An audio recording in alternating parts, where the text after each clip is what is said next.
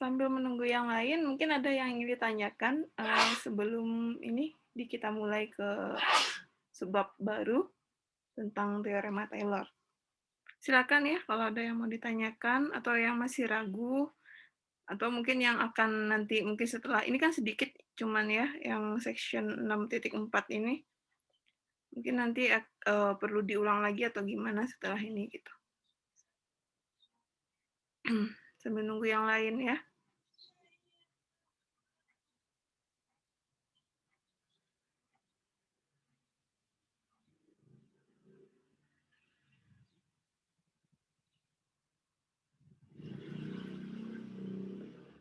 Bahan UTS-nya sampai di sini ya. Jadi mulai dari pertama kali kita masuk itu kalau nggak salah lanjutan dari Unreal 1 ya, saya lupa. Nanti bisa dibuka lagi videonya di iLearn ya. Kemudian sampai ini gitu ya. Jadi nanti silakan dibahas soal-soal yang terkait gitu ya. Untuk tugasnya nanti saya juga sudah minta asisten untuk mengupload semua kunci jawabannya ya. Jadi nanti bisa dipelajari juga sebelum ujian. Silakan nanti dilihat iLearn-nya, dipantau aja terus.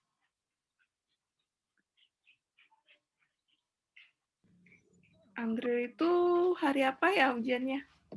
Sudah keluar jadwalnya ya?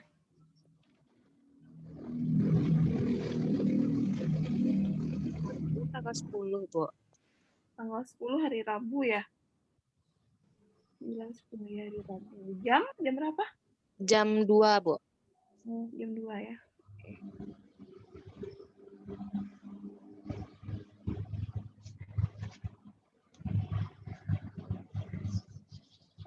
Bu, izin nanya, Bu.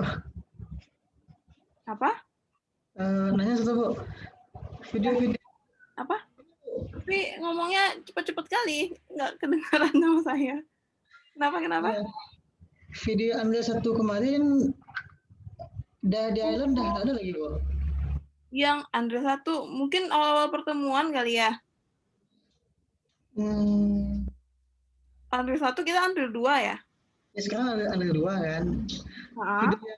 Video yang di Anda satu dulu, kan Ibu setting yang punya link saja. Di Island tuh udah dihapus yang link-link ke video. Nggak ada Island itu.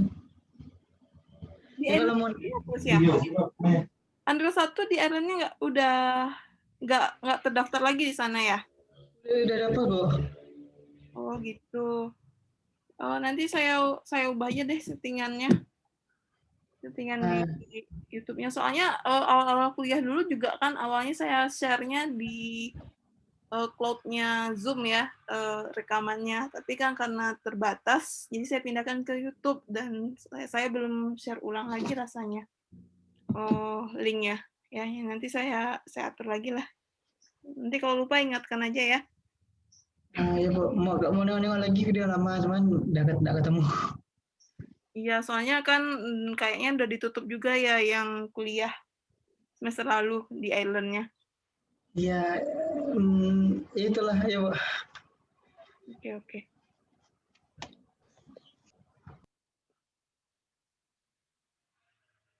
Udah 12 orang. Kita tunggu sekitar 4 menit lagi ya. Kita mulai jam 4:10 mungkin masih sholat atau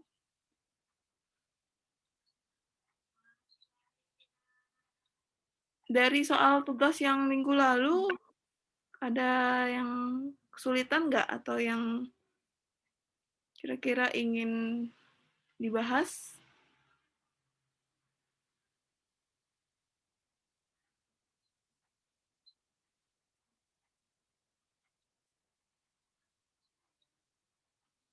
Kalau enggak nanti bisa dilihat aja ya jawabannya yang di-share sama asisten di-upload di Island nanti ya. Jadi silakan dipelajari, kalau nanti ada pertanyaan silakan ditanyakan. Satu lagi ya,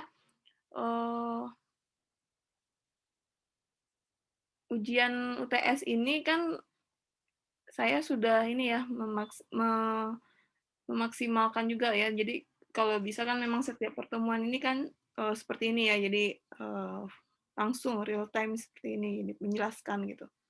Kemudian di awal juga sudah dijelaskan juga bahwa saya kalau ketahuan ya yang kerjasama atau apa jawabannya sama dan itu mudah diketahui dan saya nggak akan konfirmasi ya di oh ya ini kamu ini ya kerjasama ya nggak akan kayak gitu ya. Jadi saya harapkan UTS besok setidaknya masing-masingnya bisa kerja sendiri-sendiri gitu. Ya, kadang miris juga ya. Jadi sumpah yang ditulis di awal itu nggak ada bunyinya, nggak bermakna malahan gitu ya. Padahal bersumpah kepada Tuhan yang Maha Tinggi, Maha Melihat gitu, Maha Mengetahui. Jadi bukan masalah nyonteknya ya, tapi di situ nggak ada apa ya rasa takut gitu sama Tuhan gitu. Maksudnya hanya sekedar menjual hal yang mungkin nggak akan dibawa mati juga gitu ya dengan sesuatu yang tinggi gitu.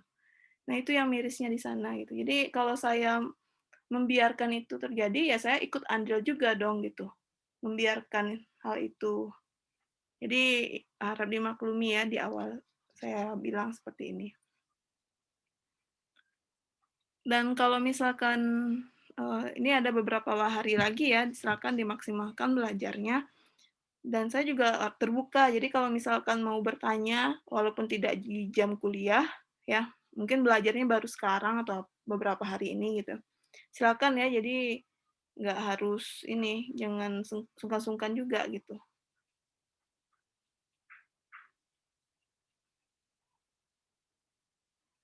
Kayaknya udah ada 19 orang ya, kita mulai ya untuk hari ini. Saya mau masuk ke subbab teorema Taylor. Ini bagian akhir ya dari bab turunan ya. Jadi setelah UTS, insya Allah kita akan masuk ke bab integral ya. Jadi kita akan bicara integral dari konsep analisis atau analitiknya gitu ya. Jadi kalau di kalkulus mungkin udah kenal juga ya istilah integral, tapi mungkin lebih ke kalkulasinya gitu ya. Jadi disebut juga integral yang kita kenal atau yang kita biasa hitung di kalkulus itu integral Riemann namanya.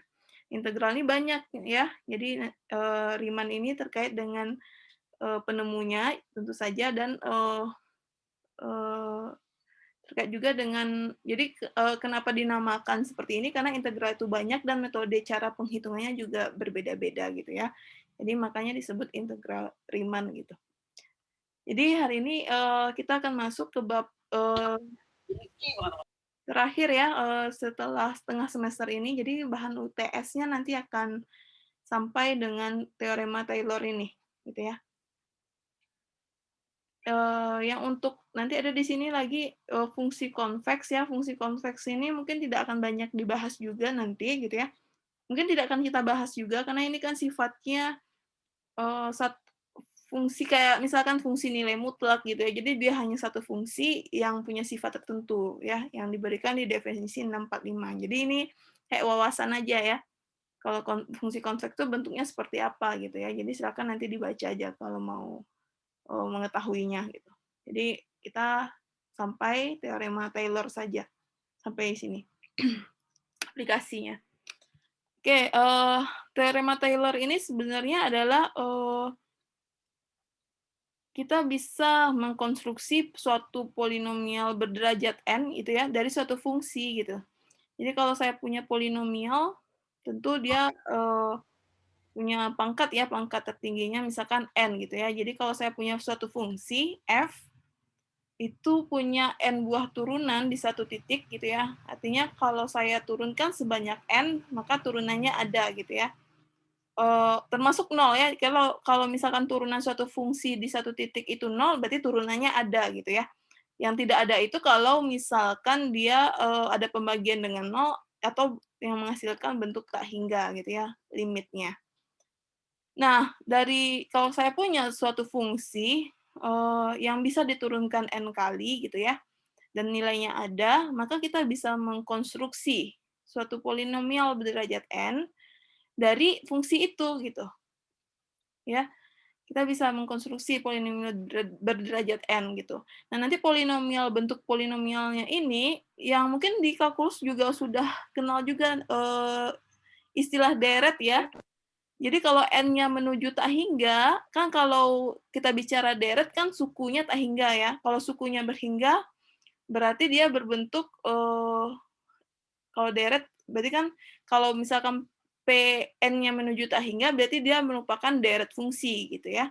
Tapi kalau misalkan n-nya tertentu, misalkan di sini n itu sebagai suatu bilangan gitu ya, maka dia disebut polinomial gitu. Nah, nanti kalau misalkan kita bisa juga menggunakan sifat ini untuk n-nya tak hingga yang kita kenal sebagai deret Taylor ya. Makanya di sini dia bilang teorema Taylor ya, jadi terkait dengan deret Taylor gitu. Kita bisa menghampiri suatu deret tak hingga atau hampiran ya, menghampiri suatu fungsi dengan hampiran polinomial dari deret tak hingga gitu. Ya, jadi fungsi ini bisa timbal balik nih, artinya kita bisa mengkonstruksi suatu polinomial berderajat n dari satu fungsi, atau sebaliknya kita bisa mengaproksimasi nilai suatu fungsi di suatu titik dengan suatu deret tak hingga gitu ya. Kalau n-nya menuju tak hingga gitu. Nah, itu yang kita kenal sebagai deret Taylor gitu ya. Nah, kalau polinomial tentu n-nya di sini berhingga gitu ya. N di sini adalah pangkat tertinggi dari polinomnya gitu. Misalkan kalau misalkan n-nya 2 berarti polinom berderajat 2. Berarti pangkat x yang tertingginya x kuadrat kalau polinom berderajat 2. Nah, kalau secara umum kita bisa konstruksi polinom berderajat n itu dengan bentuk seperti ini gitu ya. Jadi pangkat tertinggi dari x-nya adalah n gitu. Di satu titik. Jadi di sini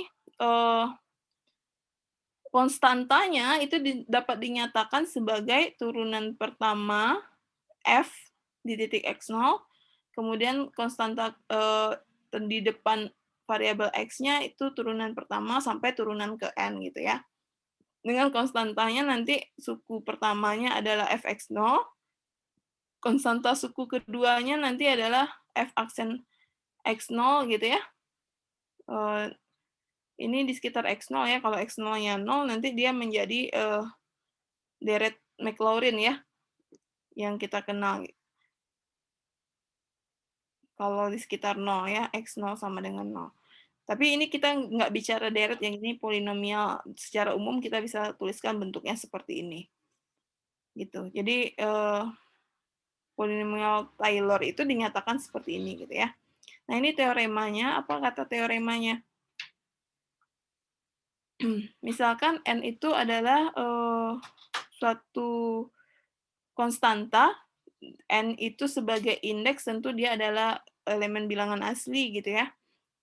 Kemudian i itu dari himpunan tertutup A, B, kemudian ada suatu fungsi dari I ke R sehingga f itu punya turunan di i ini sebanyak n gitu ya. Jadi ada turunan pertama, turunan kedua, turunan ketiga gitu ya. Nah, itu harus kontinu katanya. Turunannya kontinu pada I. Ya, kalau dia punya turunan di I, tentu dia harus kontinu juga di I ya. Dan turunan n+1-nya ada di interval buka ini katanya ya. Jika x0 itu ada di I gitu ya, maka untuk setiap x di I katanya ada C antara x dengan x0 sedemikian sehingga dia bisa nyatakan fx itu bisa didekati dengan suatu polinomial gitu ya, polinomial berderajat n+1. Ya, ini teorema Taylor-nya katanya di sini. Jadi fx itu, jadi kalau kita di sini tidak diberikan fungsi f-nya, f-nya hanya diberikan turunannya ada dan kontinu gitu ya. Kemudian f turunan ke n+1-nya juga ada gitu. Nah, kita bisa mengkonstruksi fungsi itu dari yang diketahui gitu ya. Jadi kalau diketahuinya kita nggak diberikan suatu fungsinya secara eksplisit gitu ya, Jadi kita bisa mengkonstruk fungsi itu dari turunan pertama, kedua, sampai turunan ke n+1-nya dengan formula yang diberikan ini, gitu katanya. Gitu ya. Jadi yang terakhir ini C-nya di antara X dan X0. Seperti itu. Nah, buktinya nanti bisa dilihat ya. Ya, dia memakai ini. Jadi FT itu dia buat suatu fungsi yang didefinisikan dari fx-nya dipindahkan ke kanan semuanya ya. Dan x0-nya diganti dengan t. Gitu ya. Jadi fungsi dalam t, fx-nya tentu konstan ya. Jadi ditarik ke kanan. Nah, itu yang dibuat didefinisikan fungsinya. Kemudian diturunkan, kalau kita turunkan ft-nya tentu yang sisa yang ini ya.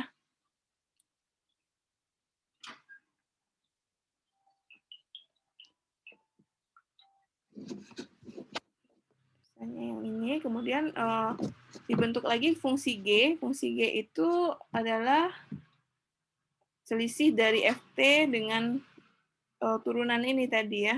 Bukan turunannya, ini apa ya? fx0. Dibuat seperti ini. Tujuannya nanti bisa memakai teorema Rule. Jadi nanti kita akan tunjukkan bahwa ft ini sama dengan 0, sehingga nanti jarak antara fx dengan fungsi yang kanan dan kirinya ini itu sama dengan 0 ya. Sehingga nanti bisa kita nyatakan fx itu sebagai kombinasi dari turunan pertama dari f tambah turunan keduanya dan seterusnya seperti ini gitu ya. Jadi intinya menggunakan aplikasi teorema Rule ya. Jadi silakan dipelajari. Tidak terlalu ini ya. Nah, kita lihat buktinya apa namanya? Rn ini sebagai diberikan ini sebagai apa dia bilang bentuk Lagrange ya, Lagrange gitu. Derivative form atau bentuk turunannya.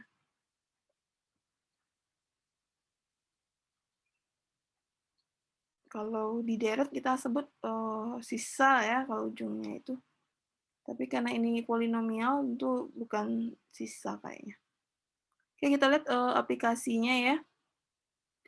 Biar lebih mudah dipahami teorema ini gitu ya. Teoremanya yang pertama menggunakan teorema Taylor itu untuk n sama dengan 2 kita bisa mengaproksimasi nilai fungsi akar pangkat 3 dari 1 tambah x gitu ya. Untuk x-nya besar dari min 1. Ya, jadi diberikan fungsi ini gitu ya. Kita bisa mengkonstruksi polinom berderajat 2 dari turunan fungsi-fungsi akar pangkat 3 dari 1 tambah x gitu. Jadi fx-nya adalah 1 tambah x pangkat 1/3, titiknya di x0 sama dengan 0 dan n-nya sama dengan 2. Ya, n-nya 2 ya, karena jadi kan tadi kita bisa mengkonstruksi suatu polinomial dari suatu fungsi gitu. Fungsinya ini dan titik x0-nya sama dengan 0 gitu ya. Polinom derajat 2 gitu. Tentu kita perlu di sini turunan pertamanya, turunan kedua gitu ya. Karena dia polinom berderajat 2, maka di sini kita lihat dari formula ini tentu kita harus punya ya polinom berderajat 2, berarti saya harus punya turunan f sampai turunan kedua gitu ya. Jadi x dikurang x0 pangkat 2. Kita berhenti di sini sampai suku ketiga. Tentu kita harus punya f aksen dan f double aksen ya. F aksennya ini gitu ya. Kemudian f double aksennya ini gitu. Tentu di titik x0, x0 sama dengan 0. Nah, kalau kita substitusikan 0, maka f aksen 0-nya 1/3 dan f double aksen 0-nya min 2/9 gitu. Sehingga fx ini itu yang fungsi yang ini gitu ya. Fungsi 1 tambah x pangkat 1/3 itu bisa atau digantikan oleh polinom derajat 2 dengan polinomnya seperti ini gitu ya dari teorema Taylor itu. Jadi polinom derajat 2 ditambah bentuk Lagrange-nya tadi. Lagrange-nya tadi, Lagrange. R2-nya, R2X. Ya, jadi fungsi ini ya bisa digantikan oleh fungsi polinom berderajat 2 gitu, ditambah dengan Lagrange 2 dari X-nya gitu. Nah, Lagrange 2 dari X-nya tadi didefinisikan bentuknya seperti ini ya. Jadi turunan ke N+1 di titik C gitu. N+1, X kurang X0 pangkat N tambah 1. Kalau dihitung berarti karena ini Rn ya, berarti kalau polinom berderajat 2 berarti R2X gitu ya. R2X berarti turunan ketiga. Turunan ketiga di titik C gitu ya. Untuk suatu C yang berada di antara X0 dan X. Jadi C-nya tuh berada di titik X0 dengan X gitu ya, di antara itu. Nah, kalau dihitung berarti Lagrange R2X-nya itu 5/81 ya. Diturunkan dulu F-nya sebanyak 3 kali. Kemudian di titik C, C-nya suatu titik ya di sini gitu. Di antara 0 dan X. Nah, kita dapat bentuk yang seperti ini. Sehingga fungsi fx tadi yang ini itu bisa dinyatakan ya. Jadi yang tadi ini adalah F0, ini adalah apa tadi? F aksen X0 kali X kurang 0. Kemudian ini adalah F double aksen X0 gitu ya, per 2 faktorial kali X kurang 0 kuadrat gitu. Sehingga kalau kita substitusi juga R2X-nya, kita punya bentuknya adalah bentuk polinom gitu ya. Polinom. Sehingga kita bisa menggunakan bentuk fungsi yang akar tadi untuk mentaksir atau menduga, mengaproksimasi suatu nilai ya. Jadi kalau misalkan kita menghitung X-nya misalkan 0,9, tentu kita menggunakan kalkulator ya untuk menghitung akar pangkat 3 dari 1,9 gitu. Nah, teorema Taylor ini memberikan apa namanya? Penghitungannya lebih mudah. Kalau kita substitusi dia dalam bentuk polinom, tentu akan mudah dihitung ya dengan mengganti X-nya misalkan 0,9 ya. Contohnya tadi kalau X-nya 0,3 berarti kan akar pangkat 3 dari 1,3 tentu akan lebih rumit dihitung dengan menggunakan manual ya dibandingkan menghitung P 0,3 gitu ya. P ini polinomial yang tadi 0,3 gitu. Nah, artinya apa kalau untuk P0 apa namanya? Kalau misalkan saya ganti X-nya 0,3, tadi P2-nya jadinya 1,09. Nah, itu tuh jadinya kan akar pangkat 3 dari 1,3 ya. Itu adalah 1,09 ditambah dengan ini, sisanya R2X tadi. Ya. Jadi R2 ini karena C-nya itu di antara 0 sampai X, tentu nilainya kisaran ya. Karena C-nya tergantung C-nya. Ya, jadi kalau C-nya dekat ke 0 gimana, kalau C-nya dekat ke X gimana. Jadi ini tergantung pemilihan X kita. Artinya apa? Nilai dari Lagrange R2X tadi, X-nya tadi kan kita misalkan 0,3, itu bisa kita batasi nilainya gitu ya. Semakin kecil semakin bagus gitu ya, semakin dekat dia. Nah, ini kan dibatasi di atas ya. Jadi kalau C-nya, tentu di sini C-nya antara 0 dan X, tentu C-nya besar dari 0. Kemudian kalau saya substitusikan gitu ya, kalau C-nya besar dari 0, tentu ini menjadi 1 per, jadi pangkatnya negatif kan. Pangkatnya negatif, jadi sebagai penyebut dia. Semakin besar C-nya, ya ini kan ada 1 ya, berarti kan penyebutnya semakin kecil gitu ya, yang berarti artinya nggak pernah sama dengan 1 ya. Karena C-nya nggak pernah 0. Jadi selalu kecil dari 1, sehingga R2 di sekitar titik 0,3 itu paling besar nilainya adalah 0,17 kali 10 pangkat min 2 gitu ya. Jadi kalau X-nya semakin jauh dari 0, maka nilainya maksimum ya sebesar 1/600 ya, 1/600 gitu. Semakin dekat ke 0 berarti nilainya ya kira-kira dekat ke 0 juga gitu ya, dekat ke 0 gitu. Nah, sehingga kalau seperti itu kita punya di sini bisa mentaksir ya, nilai, fungsi ini di satu titik itu dengan, jadinya dikurang ke sini gitu ya, kurang 1,9. Jadi akar pangkat 1,3 itu berada di dalam, lingkungan ini gitu, dengan 0,52 ke 10 pangkat min 2.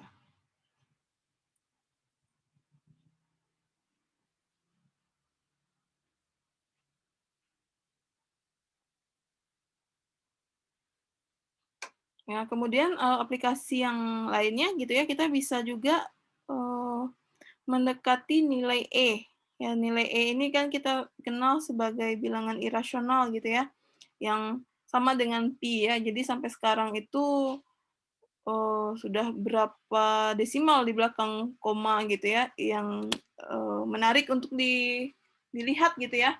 Jadi kalau bilangan irasional kan tidak ada pola ya di belakang komanya. Jadi, eee, apa namanya, jadi kita bisa mengaproksimasinya. Jadi aproksimasinya semakin banyak ya, desimal di belakang komanya semakin akurat gitu.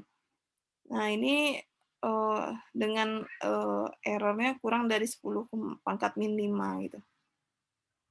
Ya jadi, Lagrange form tadi atau bentuk Lagrange itu bisa dinyatakan juga sebagai, sisaan atau error gitu ya. Jadi ini Lagrange N di 1 gitu.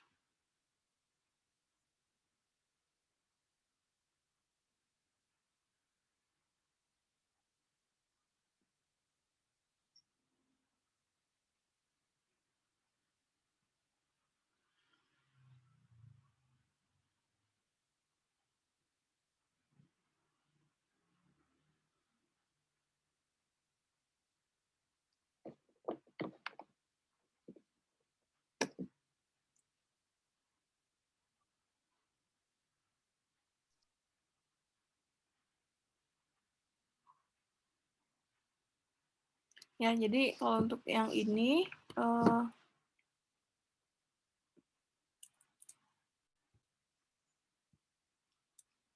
dibatasi ya error-nya atau, Lagrange form-nya tadi itu kurang dari 10 pangkat min 5 ya. Jadi, plus minus ya tentu saja. Jadi mutlaknya kecil dari 10 pangkat min 5 gitu. Di sekitar 1 ya, di sekitar X sama dengan 1.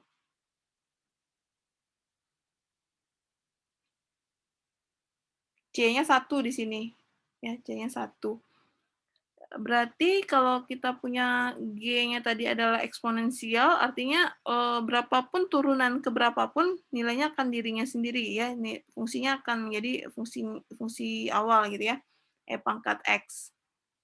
Kemudian, untuk X yang berada di 0,1, maka E pangkat X itu nilainya kecil sama dengan, 3 ya. Kita tahu ya kalau misalkan X-nya berada di antara 0 dan 1, paling besar itu, E ya, E sendiri, E itu nilainya sekitar 2, berapa ya, 2,5 sekian ya, 2,7-an ya, kalau kita punya ininya, bentuknya 2,7 ya. Jadi kecil sama dengan 3 tentu saja, dan besar dari 1 ya nilainya. Kalau X-nya 0 kan E pangkat 0 gitu ya. Besar dari 0. Nah, mungkin negatif ya, karena dia berada di sumbu X. Nah ini ya, turunan keberapa pun dari GX itu akan merupakan dirinya sendiri gitu. Dan kalau saya di sekitar 0 berarti dia 1. Nah akibatnya dari teorema Taylor tadi saya punya polinom berderajat N-nya ini adalah F0. Oh sorry, ini G0. Yang ini adalah G aksen 0 dikali X kurang 0 ya. Kemudian konstantanya 1 ya. Kemudian yang ini juga konstantanya 1/2 faktorial. Kemudian karena ini G berapapun turunan di nolnya 1 gitu ya. Jadinya ini gitu. Kemudian Rn satunya tadi kita hitung menggunakan formula tadi yang di C, itu bentuknya seperti ini. C-nya antara 0 dan 1.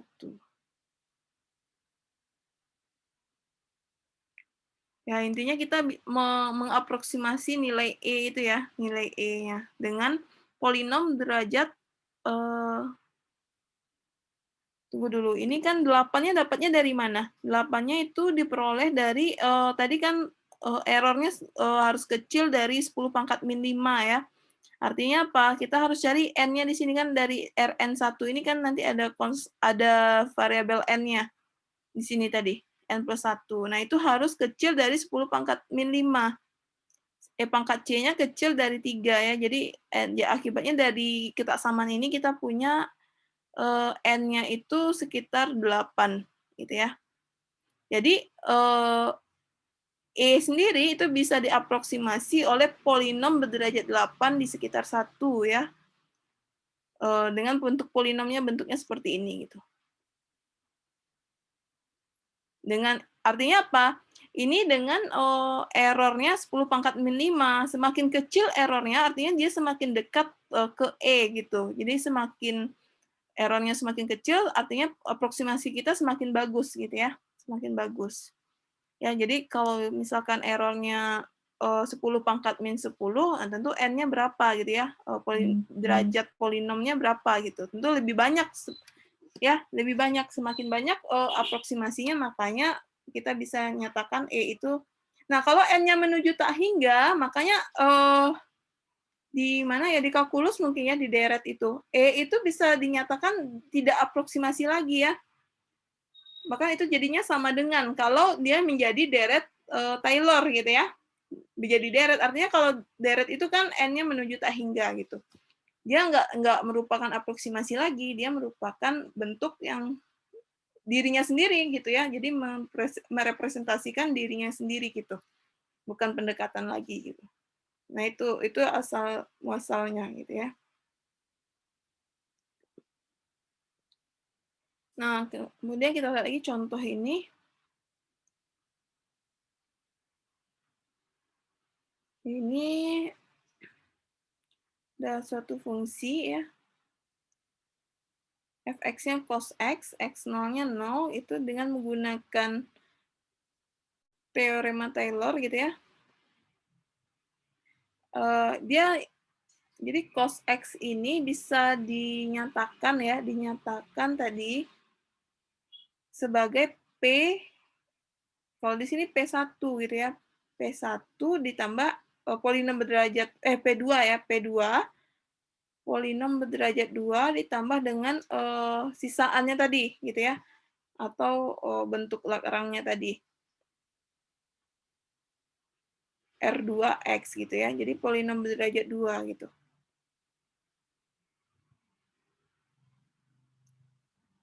Katanya kenapa polinom derajat 2 kan kita punya ini ya, bahwa si 1 kurang setengah X kuadrat kecil sama dengan cos X. Nilainya.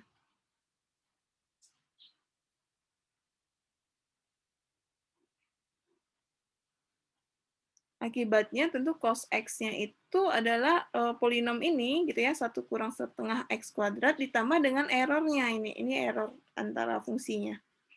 Ya, jadi cos X itu bisa dinyatakan sebagai polinom berderajat 2 ya, yang dalam hal ini adalah 1 kurang setengah X kuadrat di sekitar 0 gitu ya. Kemudian ditambah dengan Lagrange-nya. Jadi tadi yang ini dapatnya dari mana? Yang ini adalah bentuk F0 ditambah dengan F aksen 0, X dikurang, karena X0-nya 0 gitu ya, 0, ditambah dengan F double aksen 0, X kurang 0 dikuadratkan gitu ya, per 2 faktorial. Nah, ini F0-nya adalah cos 0 ya. Cos 0 itu 1. Suku keduanya F aksen kan turunan cos ya, terhadap X. Berarti min sin. Nah, sin 0 itu 0. Jadi suku keduanya di sini 0. Kemudian suku ketiganya adalah turunan sin min cos ya, makanya di sini jadi min ya, min cos. Cos balik lagi ke cos 0 yang 1 ya, jadi 1 per 2 faktorial 2 gitu ya. Jadi ini suku ketiganya, ditambah ini. Ini diketahui nih, ini bisa dilihat juga dari grafiknya ya, 1 kurang setengah X kuadrat, nanti bisa diplot ya, itu selalu berada di bawah cos X atau sama dengan X, ya dia tidak melewati grafik cos X untuk setiap X-nya. Nanti bisa diplot kalau ingin melihat itu gitu ya. Nah, akhirnya kita bisa juga di sini ya mengaproksimasi nilai Pi gitu ya.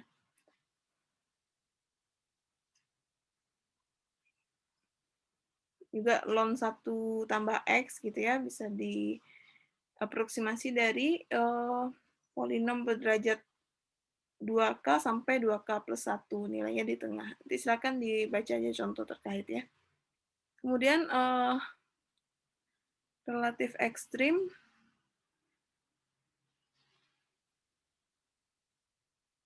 Saya rasa ini juga apa namanya ini kan untuk turunan tingkat tinggi ya. Jadi kalau misalkan saya punya turunan ke n-nya berapa, termasuk turunan pertama, turunan kedua, turunan ketiga, itu besar dari 0, maka dia punya minimum relatif gitu ya, titik minimum ya. Nah itu kayaknya dikembangkan dari yang turunan pertama ya, jadi ini nggak terlalu ini juga kayak.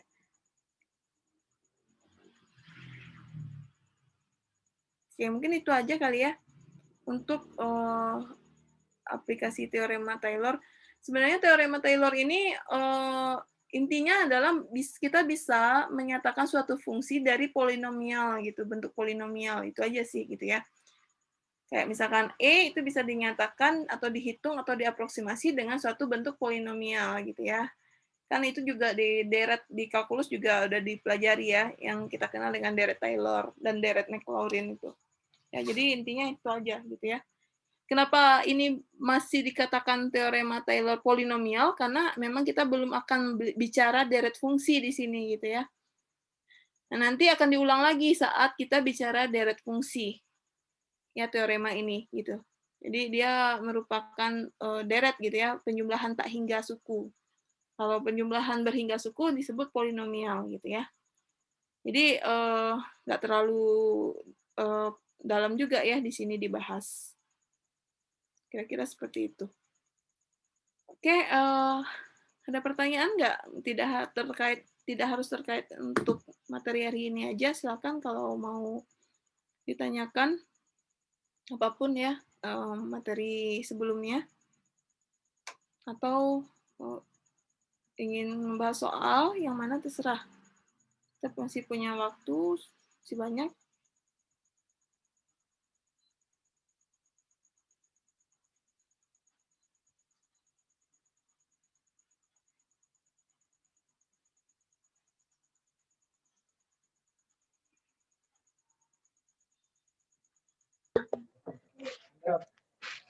Karyawana.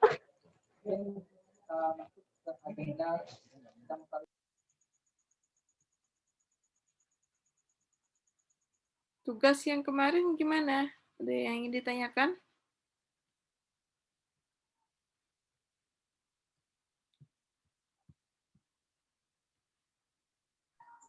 Bu, Ya. apakah bisa membahas tugas soal-soal kemarin, Bu? Oke, nomor berapa? Saya lupa nomornya. Nomor berapa aja ya kemarin ya?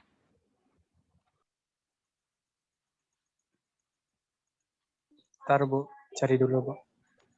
Yang kemarin tuh katanya ini aja, Bu. Latihan 61, nomor 3. Kenapa? 6? 61, nomor 3. Exercise 6.1 nomor 3. Iya. Nomor 3, nomor 7, nomor 8, nomor 9. Nomor 3. Ini bukti ya. Oke. Nomor 7. 7, 8, 9. 8, 9. Nomor 3 ini 613AB. 613, teorema 613, bagian A dan B.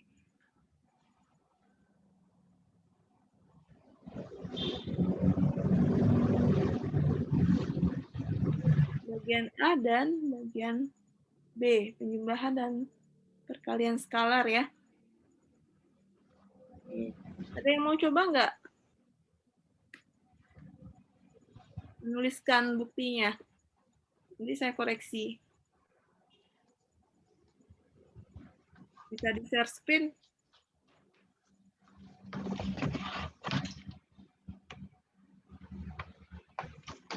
Mau coba silakan ya raise hand-nya.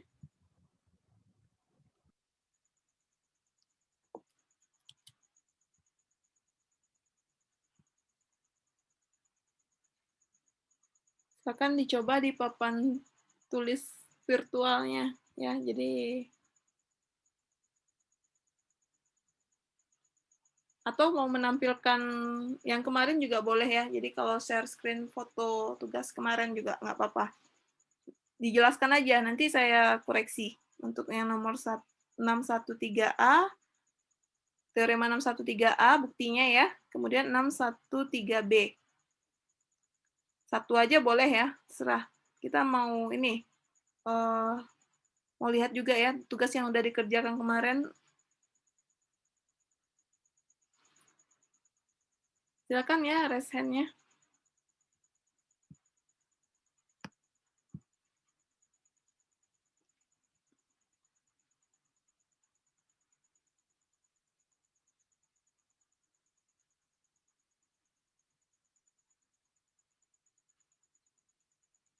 Tinggal di-share aja fotonya, kemudian jelaskan ya.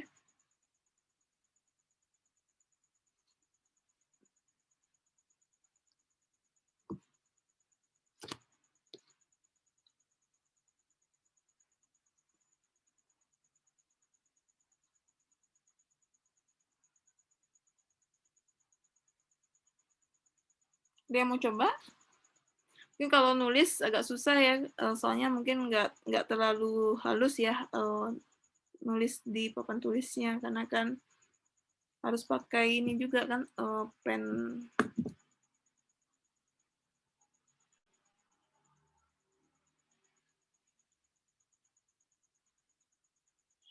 Atau kira-kira bagian apanya yang tuh udah bisa yang 613A dan B ini, atau kira-kira ragunya di bagian mana?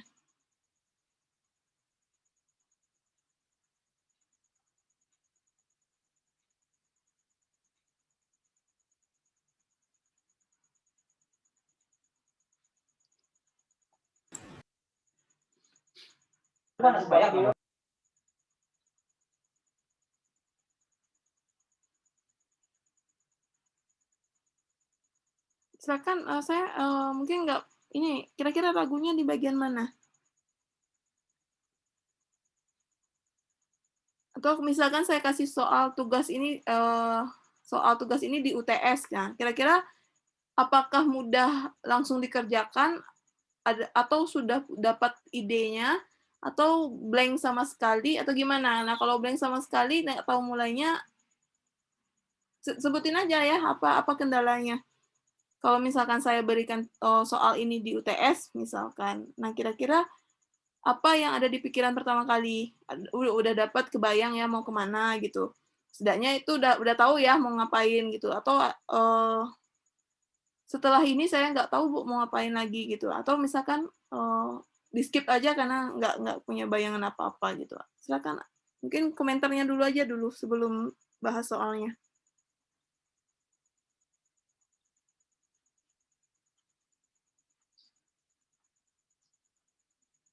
Kira-kira apa yang mau dibuktiin di sini? Di 613 aja dulu. Apa yang mau dibuktikan? Jadi untuk langkah awal itu ya, silakan di list ya. Jadi kalau mau kebayang apa saja yang mau dilakukan, di list apa saja yang menjadi premis, ya itu kan syarat kalimat implikasi itu kan seperti itu. dikumpulkan atau dituliskan dulu apa aja yang diketahui, ya. Nah, apa yang akan ditunjukkan? Nah, itu adalah 2 itu aja itu udah menjadi apa namanya tuh, kerangka kita mau ngapain gitu ya. Jadi kalau misalnya bingung mau ngapain gitu ya, dengan soal seperti ini gitu, jadi tuliskan aja dulu apa yang diketahui, apa yang akan ditunjukkan. Nah, nanti dari yang akan ditunjukkan itu di-zoom lagi gitu, di-zoom lagi pertanyaannya gitu ya. Contoh yang untuk nomor 1, kira-kira yang diketahui apa ini? 613A ini.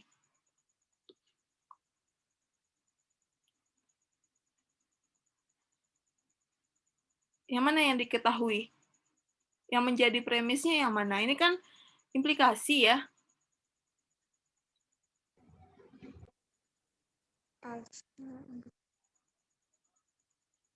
Ya, silakan siapa yang barusan bicara? Nggak, saya ini pengen tahu. Jangan-jangan nanti saya menjelaskan panjang lebar gitu ya. Ternyata semuanya juga nggak ngerti gitu ya. Atau misalkan, karena ini saya tanya juga pengen tahu feedback-nya juga gitu ya. Jadi tidak hanya sekedar menyelesaikan soal, selesai, udah gitu, nggak gitu ya. Jadi setidaknya ini kan logika, jika P maka Q, ya. Jadi setidaknya mungkin teoremanya nggak perlu diingat, tapi logikanya kan terbentuk jadinya. Logika itu kan abstrak, nggak bisa dilihat gitu ya. Jadi dimanapun nanti logikanya jadi kebentuk gitu. Teoremanya nggak akan dibawa, nggak diingat juga gitu, nggak kepake juga nanti setelah selesai S1 matematika gitu. Tapi kan cara berpikirnya ke bawah gitu ya. Jadi itu yang ingin saya lihat feedback-nya itu. Nah, kira-kira dari 613A ini yang mana yang diketahui atau premisnya?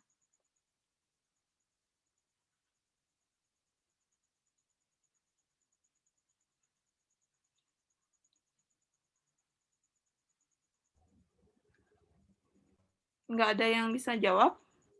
Itu yang dari awal kata teorema itu yang premis-premisnya Bu. Bisa diketahui I, diketahui C, Ya, oke. diketahui G. Ini premisnya ya, dari sini diketahui ya.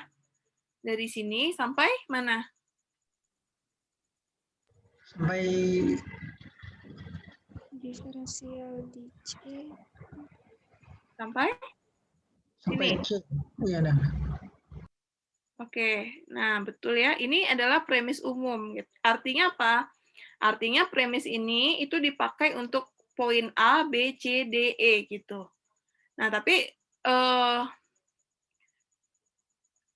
untuk poin A sendiri ada lagi tambahnya premis khususnya gitu ya. Untuk poin B ada lagi tambahannya. Ya ini kan ya. Fungsi F tambah G itu harus punya turunan di C gitu ya. Dan turunannya ini gitu. Nah, kira-kira untuk yang untuk yang A tambahannya kan kalau yang B nggak ada ya tambahannya. Jadi dia akan katanya baru ini yang akan dibuktikan. Kalau yang untuk ya A berarti kita akan ditambah premis tambahannya ya dengan keterangan A itu adalah elemen R gitu ya. Jadi kalau A-nya bukan elemen R nanti beda lagi kasusnya gitu ya. Lain lagi gitu ya. Makanya harus disebutkan. Jadi semua simbol yang ada di sini gitu ya, itu harus sudah didefinisikan di awal gitu ya. Didefinisikan di awal gitu. Jadi kebayang ya kalau orang berpikir orang matematika gitu ya, saat orang membaca satu misalkan tulisan gitu ya, orang matematika dengan orang yang bukan matematika akan kelihatan di situ karena kan kalau orang matematika ya ini terstruktur ya. Jadi kalau misalkan variabel itu belum didefinisikan, orang akan bingung kan ini apa gitu ya. Jadi makanya bedanya di situ. Jadi didefinisikan dulu semuanya baru dibuatkan simbolnya gitu. Ya, itu membantu juga itu ya dalam menulis. Mungkin nanti ada yang menjadi penulis atau apa gitu ya. Jadi terbentuk ini ya struktur logikanya itu. Kemudian yang akan ditunjukkan apa di sini? Ini mengalir ya aliran kalimatnya itu mengalir gitu. Yang akan ditunjukkan apa? Fungsi alfa F absen C sama dengan ya, Bu.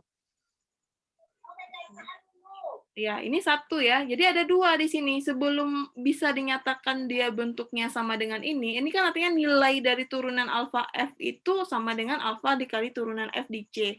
Kita harus tunjukkan dulu bahwa alfa F itu punya turunan di C. Jadi ada dua hal yang harus dibuktikan di sini. Yang pertama, alfa F itu, jadi fungsinya ada beda ya. Yang pertama F, yang ini alfa F. Ini dua fungsi yang berbeda ya. Ini F, ini dikalikan alfa gitu. Nah, sekarang F-nya punya turunan, diketahui. Nah, tentu alfa F itu tidak semerta-merta punya turunan juga gitu ya. Kalau misalkan, nah itu harus dibuktikan gitu. Kalau F-nya punya turunan, kalau saya kalikan F-nya dengan suatu konstanta, punya turunan nggak gitu? Iya gitu. Kenapa? Ya kayak itu aturannya. Nah, aturannya itu yang harus dijelaskan ya, dibuktikan kalau kita bahasanya ya. Jadi alfa F-nya di sini ada dua yang harus ditunjukkan. Yang pertama dia harus punya turunan di C, jadi dia harus punya turunan dulu, maka turunannya itu nilainya adalah alfa kali F aksen C. Jadi ini yang pertama ditunjukkan ya, ini yang kedua ditunjukkan gitu. Jadi ada dua di sini yang ditunjukkan ya. Jadi kalau misalkan ya ini kunci juga ya untuk menyelesaikan soal gitu ya. Kalau misalkan nggak kebayang mau ngapain gitu ya, dituliskan dulu apa yang menjadi diketahui ya, menjadi premisnya gitu, yang diketahui, yang diberikan itu apa, kemudian apa yang akan ditunjukkan gitu ya. Nah ini saya tuliskan, coba tuliskan ya. Saya tuliskan di whiteboard. Ya, jadi langkah itu tuh yang menjadi apapun nanti gitu ya. Jadi kalau di matematika kan isinya emang teorema gitu ya, teorema, definisi gitu ya. Nah, beberapa sifat yang dipakai misalkan di statistik atau di terapan gitu ya, atau di yang lain-lain, itu kan sebenarnya sifat-sifat yang sudah dibuktikan gitu ya. Kalau nggak dibuktikan ya nggak bisa dipakai gitu. Nah, nomor satu tadi diketahui kalau di SMP tuh ya, kalau dibuat dulu masih ingat nggak ya, di CAT gitu ya, diketahui gitu. Kemudian ditanya gitu ya, kalau sekarang akan ditunjukkan atau ditunjukkan gitu ya, sama aja gitu ya. Jadi tuh dua hal yang perlu dituliskan kalau menurut saya untuk membantu kira-kira kita mau ngapain gitu ya. Berarti diketahui misalkan I-nya adalah suatu interval gitu ya. Oke, silakan dituliskan I-nya I-nya subset dari R ya. Jadi tidak perlu juga dibuat interval karena subset dari R juga bentuknya adalah interval-interval gitu ya. Interval tutup, interval buka gitu ya. Kemudian apalagi? C-nya di I gitu ya. Jadi harus dibuatkan semuanya yang diketahui. Walaupun ada di soal gitu ya. Tapi kalau kita baca di soal dengan kita tuliskan berbeda gitu. Kalau di soal tuh kadang ada yang luput gitu. C-nya di I, kemudian F itu dari I ke R. Kita bahas yang A dulu ya. F itu dari I ke R. Dituliskan semuanya. F itu dari fungsi dari I ke R. Kemudian apa lagi? Punya turunan di C ya, F-nya. Oke. Nah, itu kan bahasa punya turunan tuh maknanya apa gitu ya. Terus kemudian punya turunan di C gitu katanya. Jadi F aksen C ada gitu ya. Nah, dibalik semua yang diketahui ini, ya, kemudian alfanya elemen R gitu ya. Alfanya elemen R gitu. Oke, itu ya, udah dituliskan semuanya nih. F-nya dari I ke R punya turunan di C, ya, differentiable C ini artinya punya turunan di C gitu ya. Dan alfa elemen R. Oke, nah sekarang akan ditunjukkan apa? Dua tadi ya, kita tulis dulu. Alfa F punya turunan di C dan turunannya adalah alfa kali F aksen C gitu. Nah, akan ditunjukkan fungsi baru ya, fungsi baru yang merupakan perkalian F dengan alfa gitu ya. Ini fungsi baru itu punya turunan di C. Dan turunannya, kalau dia punya turunan, tentu dia punya nilai gitu ya. Nah, nilainya itu adalah alfa F aksen C, itu sama dengan alfa kali F aksen C gitu. Ya. Jadi yang ini fungsi baru, yang ini alfanya diketahui, F aksen C-nya ada gitu ya. Nah, sekarang dari dua kerangka ini, kita bisa mengkonstruk pemikiran kita gitu ya, mengkonstruk apa aja yang mau kita tuliskan gitu. Nah, di situ beda bukti itu di situ kelihatan gitu ya. Bagaimana kita mengkonstruknya? Pasti antara satu dengan yang lain berbeda gitu. Makanya kalau kelihatan yang mana yang bekerja sama ya kalau saat ujian. F aksen C itu ada. Ini kan abstrak nih, apa maksudnya ada? F aksen C itu ada tuh maksudnya apa gitu kan? Nah, itu kita balik lagi ke definisi. Makanya kita harus paham apa itu definisinya gitu ya. Jadi kunci belajar analisis ya definisinya tuh harus ngerti gitu. Kalau nggak ngerti definisinya, hanya sekedar dihafal saja, itu akan kewalahan jadinya gitu. Jadi saat saya punya F aksen C ada tuh maknanya apa gitu ya. Ini maknanya apa? Ini kan secara implisit mengatakan bahwa limit dari apa? X menuju C, gitu ya. Fx dikurang Fc per X dikurang C ada ya. Nilai limitnya ada itu artinya nilai limitnya nggak sama dengan tak hingga ya. Jadi dia menuju satu nilai gitu. Nah, maknanya ini gitu. Nah, sekarang kita mau menunjukkan apa? Kalau ini kan juga punya turunan di C. Ini kan juga abstrak nih, apa maksudnya punya turunan tuh? Apakah dia punya keturunan gitu maksudnya? Kan itu juga abstrak ya. Jadi kalau orang matematika ya baliknya ke definisi gitu ya. Jadi dibongkar ini atau di zoom lagi apa maksudnya gitu. Nah, itu kebayang nanti mau ngapain gitu. Nah, punya turunan artinya kita harus tunjukkan ya. Jadi kita harus menunjukkan apa di sini? Limit dari apa? Tentu fungsi ini ya, sama ya. Ini kan setara ini, limit dari alfa F, ini fungsi alfa F, X dikurang alfa F C per X dikurang C, untuk X mendekati C-nya ada. Gitu ya. Limitnya ada, dan nanti akan sama dengan ini gitu. Nah, ini yang mau dibuktikan. Oh, artinya saya harus mengkonstruk fungsi ini, kemudian saya ambil limitnya untuk X dekat ke C gitu. Nah, tentu kita, kalau seperti itu, kita harus memanfaatkan informasi yang ada untuk menunjukkan bahwa limit fungsi ini ada gitu. Nah, yang diketahui kan ini ada nih. Ini diketahui nilainya ada, artinya limitnya ada ya, nilainya ada, bukan tak hingga gitu. Nah, sekarang perhatikan fungsinya dulu ya. Saya punya alfa F X gitu ya, dikurang alfa F C. Coba bayangkan kalau saya nggak tahu definisi punya turunan itu. Tentu saya nggak akan bekerja ke sini gitu ya. Nggak akan muncul bentuk ini gitu. Karena saya nggak tahu definisinya apa gitu. Nah, itu yang akhirnya nggak bisa ngerjain ngapa-ngapain. Jadi kalau misalnya nggak tahu apa itu gitu ya nggak bisa ngapa-ngapain. Nah, nggak kebayang juga ngapain gitu kan. Jadi apakah diturunkan aja gitu, tapi fungsinya nggak ada di sini. Fungsinya hanya I ke R gitu. Kalau misalkan X kuadrat, saya punya lah turunannya 2X gitu. Nah, ini gimana gitu. Nah, yang ini itu kan dari definisi fungsi perkalian fungsi skalar gitu ya. Yang awalnya alfa F itu kan bisa saya bentuk seperti alfa, karena alfanya adalah suatu fungsi juga, fungsi konstan, dikali Fx. Ya, jadi ini definisi fungsi ya. Jadi nanti silakan dibalik lagi ke fungsi gitu ya. Nah, ini juga seperti itu, alfa F C per X kurang C. Nah, tujuannya kenapa dibawa ke bentuk seperti ini? Agar kita bisa memanfaatkan informasi yang diberikan. Ya, informasi yang diberikan di sini kan I-nya subset dari R, C-nya di I, F itu dari I ke R, kemudian turunannya ada. Nah, turunannya ada ini kan secara implisit dia memberikan bahwa limit fungsi ini ada. Jadi kita harus bawa dia ke bentuk fx kurang fc per x kurang c gitu.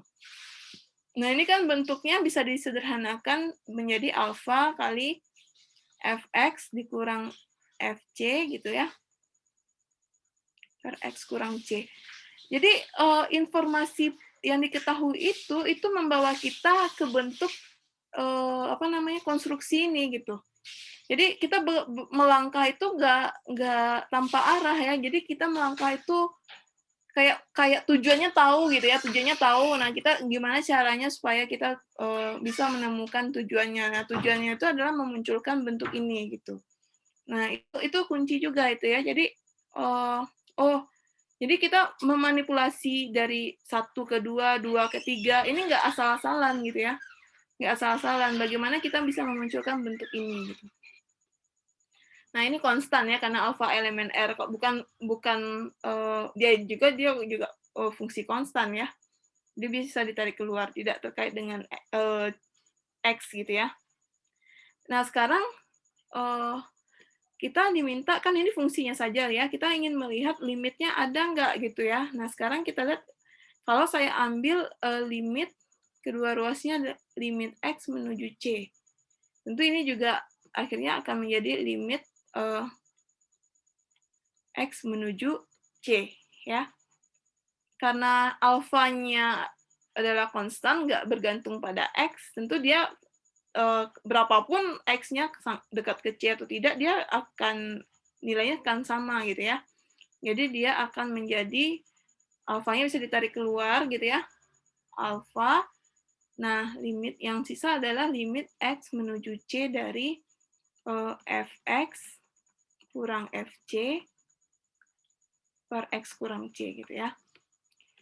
Nah, ini nilainya alfa kali tak hingga enggak? Kalau alfa kali tak hingga kan jadinya bentuk tak tentu jadinya kan? Kan bukan. Karena kenapa? Karena diketahui bahwa limit ini ada gitu ya. Ini diketahui limitnya ada. Dan sama dengan f aksen C ya. Jadi kalau misalkan limitnya ada, itu kan ditulis f aksen C sama dengan limit dari, jadi kalau limitnya ada, limitnya sama dengan f aksen C gitu. Fx dikurang fc itu definisinya ya, per x dikurang c. Nah, ini nggak mungkin nilainya tak hingga. Kenapa? Karena diketahui limitnya ada di titik C. Ya, dan sama dengan f aksen C. Nah, sehingga apa? Sehingga limit dari fungsi ini itu juga ada nilainya. Nilainya apa? Nilainya adalah f aksen C dikali dengan alfa gitu ya. Seperti itu. Jadi yang pertama tentu limit ini jadi apa? Alfa f. Jadi nilainya ada ya, nilainya ada gitu ya. Alfa f itu punya turunan di C. Jadi punya turunannya dilihatin di mana, Bu, gitu ya. Punya turunannya itu dilihatin dari ini, langkah yang ini. Jadi saat limit ini nilainya ada dan sama dengan ya kali alfa ya. Jadi limit ini nilainya ada dan nilainya itu adalah alfa kali f aksen C gitu. Di C, dan nilainya dalam hal ini kan yang ini tadi nilainya ini kan sama dengan apa tadi, alfa f aksen C ya, nilai ini ada dan sama dengan alfa f alfa dikali f aksen C gitu ya.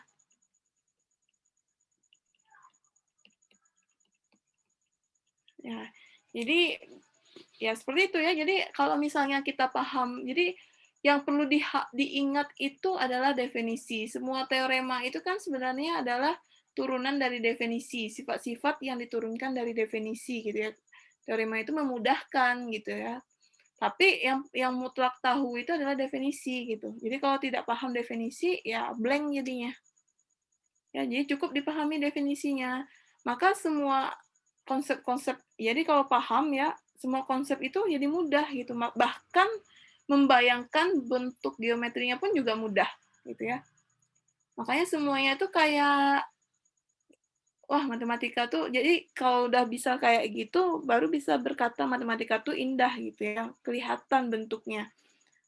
Karena bisa dibayangkan secara geometri, nah itu. Tapi kalau misalnya definisinya nggak paham gitu ya, bentuknya seperti apa, ya jangankan membayangkan geometrinya, yang ada pusing malahan gitu ya. Nah, itu tuh yang perlu dibangun gitu ya. Makanya perlu dipahami apa itu definisi ya. Jadi kalau misalkan definisi itu kan nama sesuatu ya, nama dari sesuatu, sama kayak kita gitu ya. Jadi kan ini bahasa juga ya, sedikit ya. Matematika ini kan juga bahasa. Saat kita waktu kecil gitu ya, kita nggak paham ini adalah sapu, ini adalah baju. Kita nggak bisa ya, nggak ngerti ini ngapain gitu ya, nggak ngerti gitu. Saat kita tahu, oh itu sapu, gunanya buat ini, kita jadinya nyambung, ngomong ke orang juga nyambung, oh minjem dong sapunya, jangan nggak dikasih pena kan gitu kan. Jadi itu definisi itu sama kayak gitu ya. Kalau definisinya nggak tahu ya gimana mau ngerjainnya gitu, mau menyelesaikannya gitu. Ini kayak bahasa juga gitu. Ya, kira-kira seperti itu ya. Mudah-mudahan bisa dipahami. Nah, untuk yang bagian B nanti silakan dicoba ya. Dituliskan aja, nggak masalah dah, dituliskan lagi walaupun agak panjang nggak apa-apa. Nanti kebayang mau ngapain gitu. Mau ngapain. Nah, yang mau ditunjukkan apa gitu. Nanti di zoom in lagi ya. Oh, ditunjukkan tuh apa sih? Apa sih makna implisitnya? Nanti diuraikan gitu. Nah, nanti kebayang mau ngapain gitu ya. Kira-kira itu. Sampai di sini untuk yang nomor 1 ada yang ingin, nomor 3 ya tadi ya. Ada yang ingin ditanyakan dulu? Cukup, Bu. Oke ya, bisa dipahami ya. Yang B nanti silakan dicoba sendiri. Selanjutnya nomor berapa tadi lagi? Nomor 7, Bu. 7 ya. Nah, 7. Oke. Nah, ini adalah bentuk kalimat biimplikasi ya. Jadi bukti itu kan udah diberikan ya di analisis real 1 ya. Jadi bentuk buktinya itu tergantung bentuk kalimatnya seperti apa gitu ya. Kalau misalkan logikanya adalah bentuk konjungsi, tentu kita nggak bisa pakai bentuk implikasi membuktikannya. Kalau misalkan kalimatnya berbentuk atau disjungsi gitu ya, ya kita nggak bisa pakai konjungsi gitu ya. Kan logikanya kan ada ya kemarin itu, kalau dan itu kita harus tunjukkan dua-duanya benar. Kalau atau cukup salah satu benar. Kalau biimplikasi kita harus tunjukkan ya, ada beberapa metode gitu ya. Kalau implikasi tunjukkan P benar, maka kita berusaha menunjukkan Q-nya juga benar. Kenapa itu? Karena kan tabel logikanya gitu. Kalau misalkan P benar dan Q benar, maka kesimpulannya benar gitu kan. Nah, kalau salah gimana ya? Salah nggak perlu ditunjukin kan. Kalau di pengadilan juga kalau kita benar, makanya dibuktikan gitu ya, diusahakan untuk membuktikan. Tapi kalau salah ya nggak perlu dibuktikan. Kenapa pula mau dibuktikan apa yang mau dibuktikan gitu kan? Nah itu kan, nah itu harus duduk juga konsep seperti itu. Baru kita bicara panjang lebar seperti ini sebenarnya konsep logika itu yang harus tahu dulu gitu. Nah, misalkan untuk yang nomor 7, ini kan jika dan hanya jika nih dua arah diimplikasi. Tentu kita harus buktikan ada dua di situ implikasinya. Implikasi yang pertama saat premisnya adalah G ini sama dengan punya turunan gitu ya. Yang sebaliknya premisnya dibalik gitu kalimatnya ya. Coba kita tuliskan. Ya, jadi yang saya harapkan bukan bisa mengerjakan ya, bisa mengerjakan soal itu hanya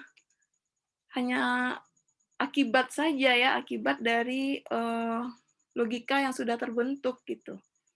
Nah, yang diharapkan adalah ya logikanya bisa dibangun gitu ya. Cara memahaminya bisa dibangun, ya itu yang akan kekal gitu ya, yang akan dipakai itu gitu, bukan teoremanya. Jadi kalau bisa membuktikan dengan menghafal, ya buat apa gitu, 3 hari juga hilang gitu. Ya jadi makanya belajarnya itu bangun logikanya ya. Nah, di sini ada dua ya. Yang pertama premis umumnya. Premis umumnya tentu dia berlaku untuk kedua arah gitu ya. Jadi premis umumnya di sini misalkan F itu, jadi premis umumnya dari sini sampai sini. Artinya apa? Premis umum ini akan tetap menjadi premis untuk kedua arah ya, baik nanti premis khususnya dari kanan ke kiri maupun dari kiri ke kanan gitu. Ya, jadi kalau misalkan mau membuktikan untuk nomor 7 ini kita buat dulu ya. Jadi kita jangan dibuat kayak tadi gitu ya. Karena yang tadi itu implikasi ya. Kalau yang ini tentu kita buat dulu arahnya yang kemana ya. Jadi jangan dicampur-campur karena dia biimplikasi tentu ada dua arah, ada dua implikasi di situ ya. Yang pertama yang dari sebelah kiri itu jadi premis, yang sebelah kanan jadi kesimpulan kita gitu ya. Yang akan ditunjukkan. Yang sebaliknya adalah yang sebelah kanan yang menjadi premis, yang sebelah kiri yang akan ditunjukkan gitu ya. Itu kita buat dulu dua ini karena kalimat kita berbentuk biimplikasi gitu ya. Nah, untuk yang kiri ke kanan yang diketahui apa? Atau sebagian bisa buat seperti ini. Oh, jadi sebelum ini sebagian ya. Artinya kalau misalkan nggak dibuat seperti ini, tentu premis umumnya nanti akan apa namanya akan dibuat lagi kedua arah gitu ya. Tapi kalau mau buat premis umumnya di atas boleh juga ya. Jadi sebelum saya buat tanda seperti ini, kita tuliskan dulu diketahui premis umumnya gitu ya. Dalam hal ini adalah misalkan F dari R ke R itu punya turunan di C gitu ya.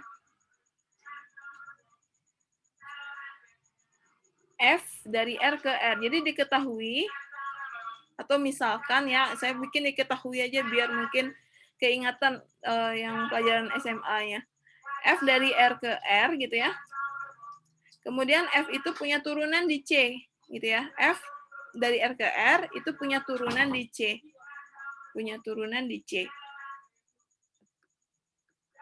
Selanjutnya diketahui lagi apa tadi F coba lihat lagi soalnya. FC sama dengan 0 gitu ya. FC sama dengan 0.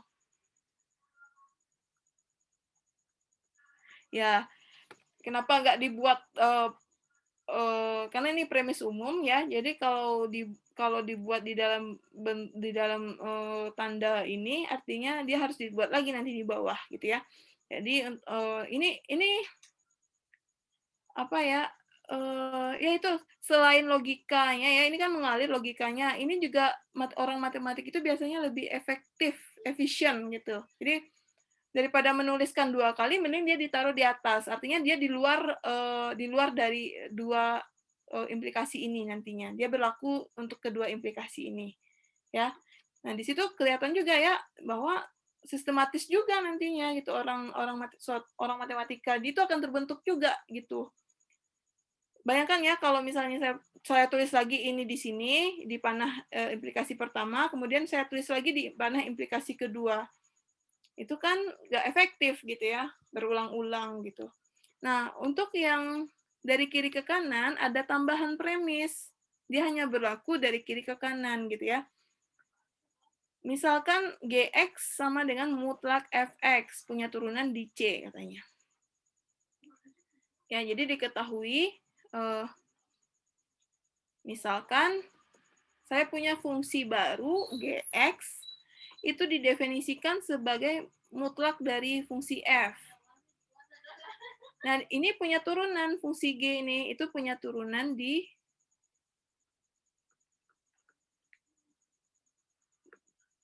C. Nah, kita tunjukkan akan ditunjukkan, jadi tetap dibuat ya, biar kebayang mau ngapain. Nah, akan ditunjukkan katanya F aksen C-nya sama dengan 0. Akan ditunjukkan untuk premis dari kiri ke kanan ya, akan ditunjukkan F aksen C-nya sama dengan 0 gitu ya. Yang ini FC-nya ya, yang ini F aksennya, ini turunannya. Yang diketahui FC-nya sama dengan 0.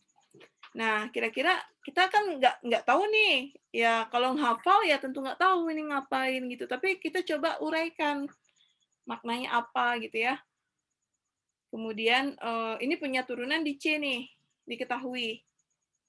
Nah, kira-kira langkahnya apa nih? Saya mau ngajak berpikir nih.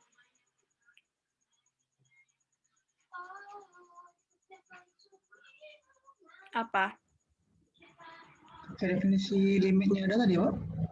Ya, kita mau menunjukkan f aksen C-nya sama dengan 0 gitu ya. Artinya limit f di titik C-nya sama dengan 0. Dan diketahui adalah ini, fc-nya 0 dan ini, gx-nya punya turunan di C. Tentu kita, itu clue sebenarnya. Premis itu clue. Jadi saat kita nggak tahu nih mau ngapain gitu ya, coba uraikan premisnya. Ya, jadi coba sekarang. Tentu kita uraikan ini dulu ya. Gx itu punya turunan di C. Jadi perhatikan, karena Gx punya turunan di C gitu ya.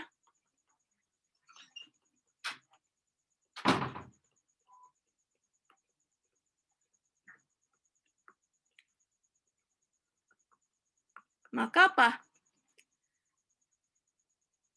Maka apa artinya? G aksen C-nya ada ya. G aksen C-nya ada. Dalam hal ini adalah sama dengan limit dari apa? Gx kurang Gc per X kurang C, X menuju C-nya ada gitu ya. Kemudian diganti G-nya menjadi mutlak ya. Limit dari X menuju C. Nggak apa-apa ya salah ya. Kalau salah kan tinggal dihapus gitu kan. Jadi kita mengkonstruksi ya, mengkonstruksi bukti gitu. Di tip X juga nggak masalah gitu kan. Nggak ada yang ini, nggak ada yang ya manusia aja bisa salah, kenapa ini enggak gitu ya. Jadi jangan takut salah gitu. Nah, ini adalah fx, mutlak fx dikurang mutlak fc ya, per x dikurang c. Nah, ini diketahui fc-nya 0 kan? Fc-nya sama dengan 0. Berarti kan mutlak fc juga 0 gitu ya. Jadi sisa adalah limit x menuju c dari apa? Sisa itu adalah fx per x dikurang c. Nah, sekarang saya mau tunjukkan bahwa f aksen c itu sama dengan 0 gitu. Nah, kira-kira ngapain lagi?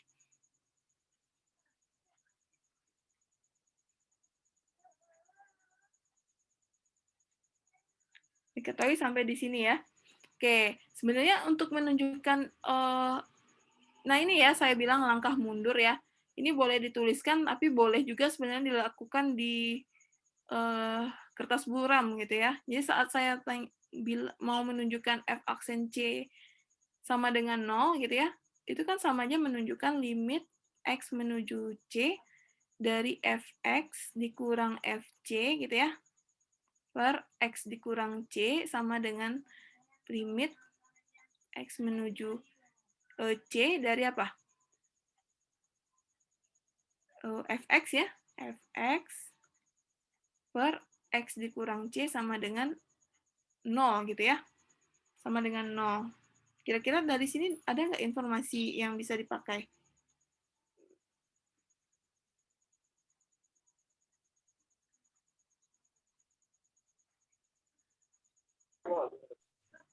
Bu, Ya? Kenapa? nanti kayak dimanipulasi sedikit kayaknya, Bu. Jadi limit Siapa? berarti. Saya lagi share screen nggak kelihatan namanya. Oh, saya Iksan, Bu. Oh, Iksan. Oke, apa yang dimanipulasi? Jadi kan nanti limit x menuju c mutlak fx per x kurang c. Nanti itu penyebut dan pembilangnya sama-sama dikali mutlak x kurang c per mutlak x kurang c, Bu. Jadi nanti mutlak limit x kurang c fx per x kurang c. Jadi nanti ada dua nilai, Bu. Karena ada dua nilai, terpaksa lah f aksen c-nya itu 0, Bu. Iksan bisa share screen nggak? Coba, atau gimana ya? Saya ini agak susah ininya. Coba sebentar. Kira-kira bisa nggak ngasih menjelaskan idenya dulu? Tunggu. saya ini ya. Saya bisa, saya stop dulu, bisa share screen. Kira-kira coret aja, nggak rapi juga nanti saya tuliskan. Setidaknya ini bisa dituliskan ya, bisa kelihatan. Bisa share screen-nya? Coba sebentar ya, Bu. Lagi cari file lah, Bu. Oh, oke. Oh, tugas yang kemarin. Oke, silakan ya ditampilkan. Yang jelas bisa share screen ya. Soalnya saya belum ngatur. Soalnya kan host ya. Jadi belum jadi host atau gimana? Coba. Soalnya rasanya saya bolehkan semua mahasiswa bisa share screen.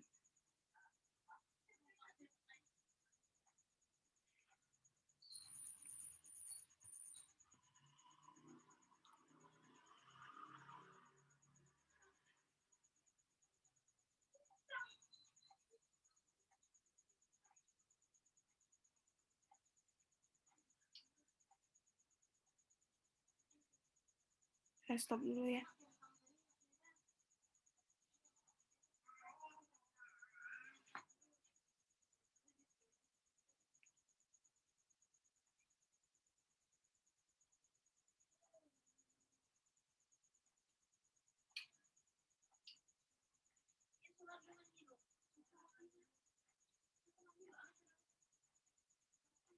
Silakan ya dicari dulu.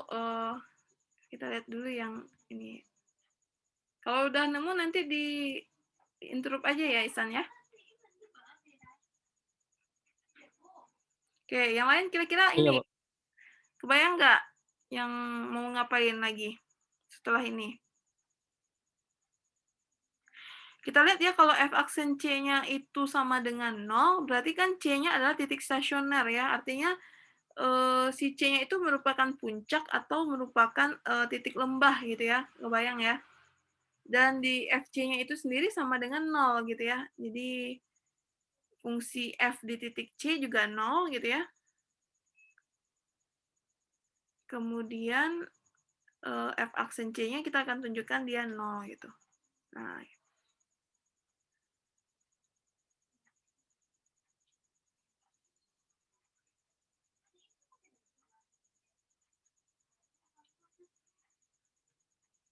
Mungkin coba udah boleh coba, Bu. udah, oke, silakan. Bisa share screen.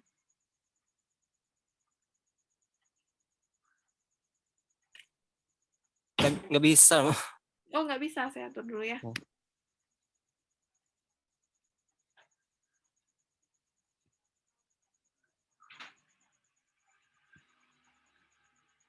Oke, udah.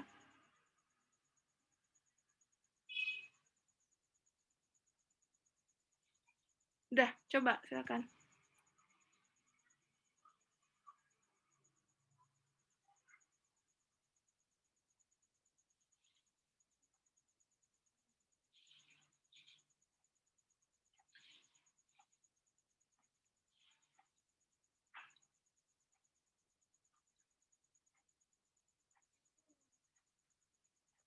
Bisa diperbesar dikit.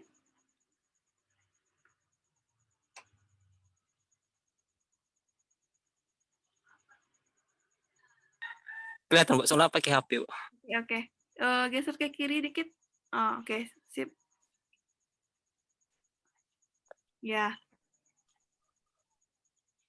Ya, kita tadi mulai dapatnya dari sampai sini ya, G aksen C-nya. Oke, sekarang kita mau tunjukkan F aksen C ya. Ya, silakan Isan jelaskan. Jadi tadi kan dapatnya G aksen C ini ya, sampai sini. Nah, sekarang yang mau ditunjukkan adalah F aksen C. Diapakan? Jadi F aksen C itu limit ini ya, betul. Ini panah kursor saya atau kursor saya ya? Yang dilihat sama peserta yang teman-teman yang lain kursornya kelihatan? Enggak.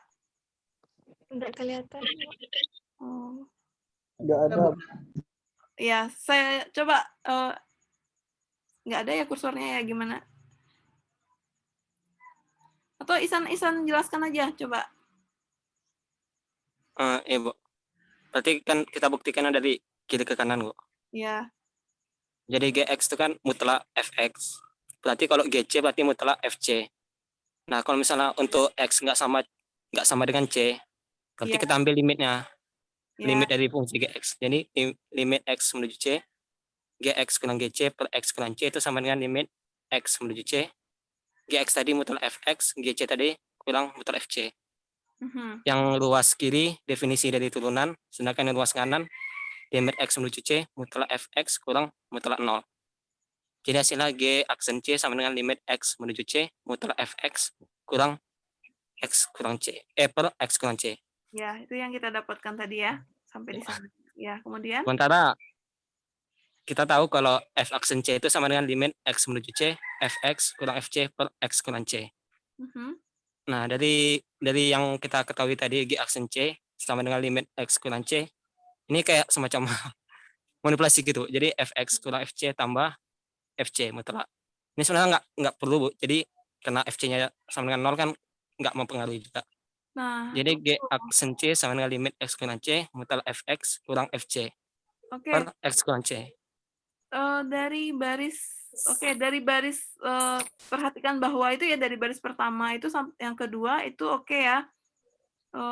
Tunggu dulu. Kan Fx G aksen C itu kan mutlak Fx ya. Jadi mutlak Fx-nya diganti Fx tambah C kurang C. Gitu ya. Iya, sebenarnya nggak butuh juga sih, Bu. Oh, nggak Karena butuh. kan nanti karena kan FC-nya 0.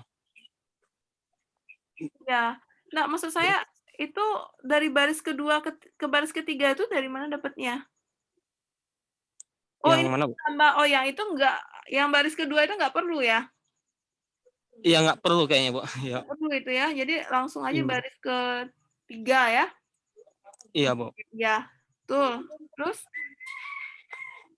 Jadi kan G aksen C sama dengan limit X menuju C mutlak Fx kurang Fc per X kurang X kurang C kali mutlak X kurang C per mutlak X kurang C.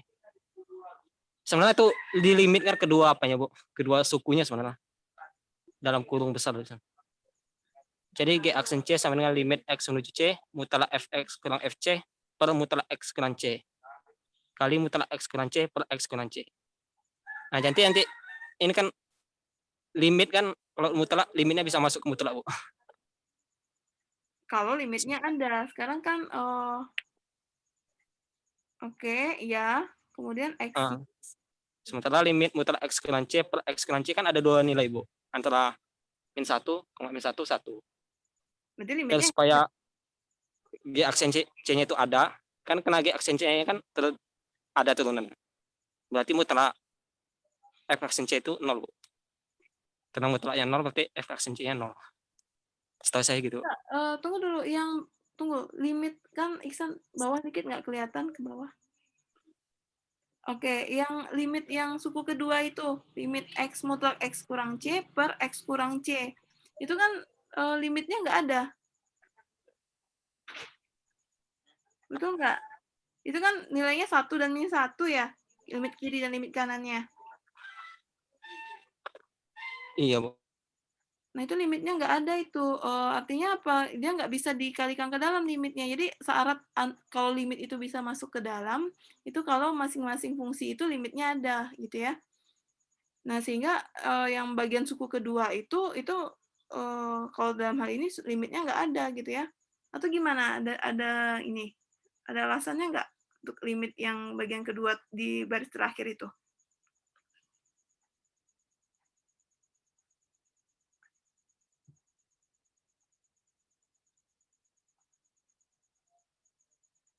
Keluar ya?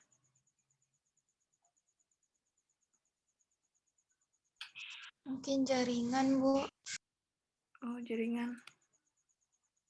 Ya, jadi tadi Iksan mau manipulasi ya, udah benar ya, tapi pas langkah terakhir itu saya ini jadi apa namanya?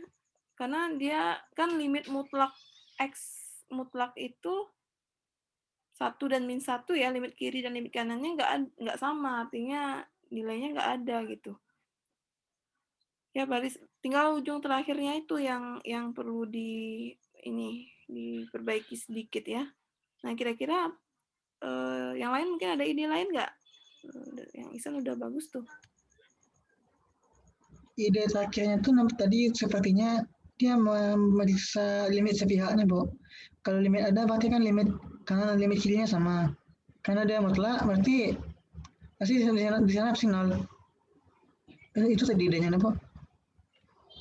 Iya, limit G-nya ada ya. G-nya ada, kemudian artinya itu ada gitu.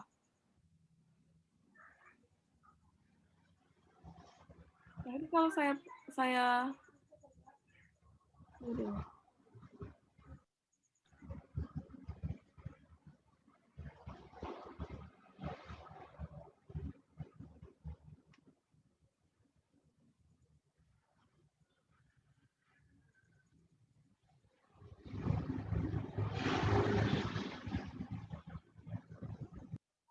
Ini kan makna menunjukkan F aksen C. Ini artinya kita harus tunjukkan limit F-nya ada, kemudian sama dengan 0 gitu ya. Sama dengan 0. Nah, kira-kira kalau kita kan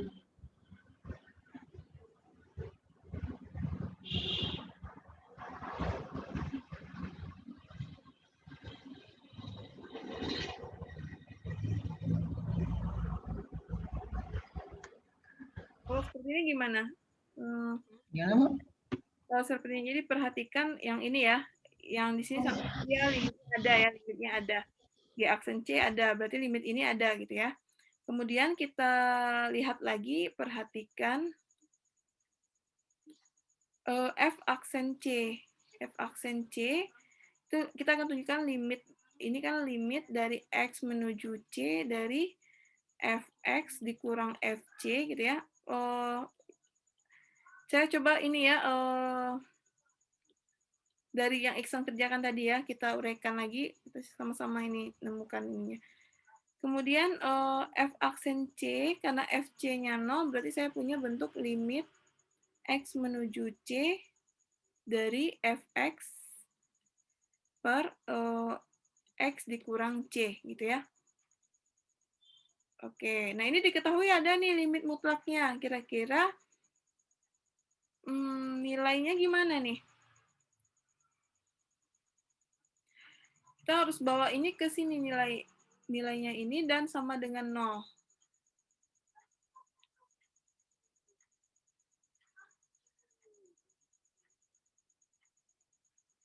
Coba yang kita tuliskan yang tadi dikerjakan Iksan ya, limit X menuju C, dia manipulasi dengan penjumlahan dengan 0 ya, Fx dikurang Fc gitu ya, per X dikurang C gitu ya.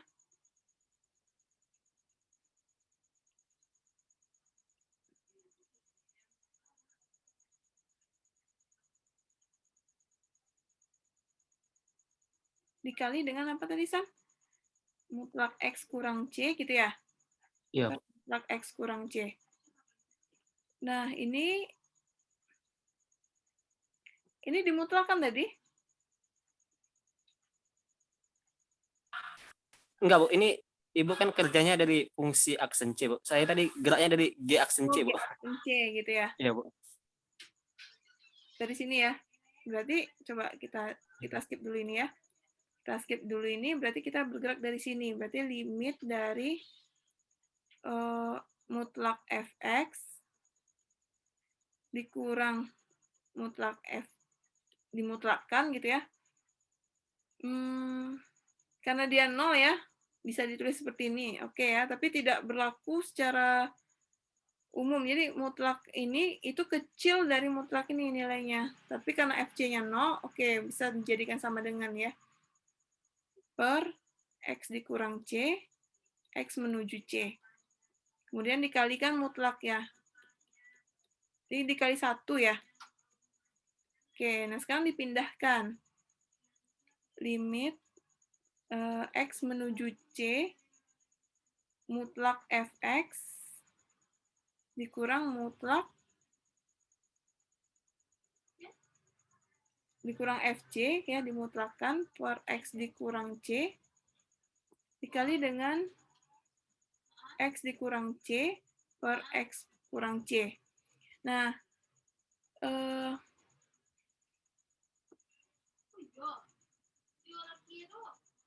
nah ini kan apa ini?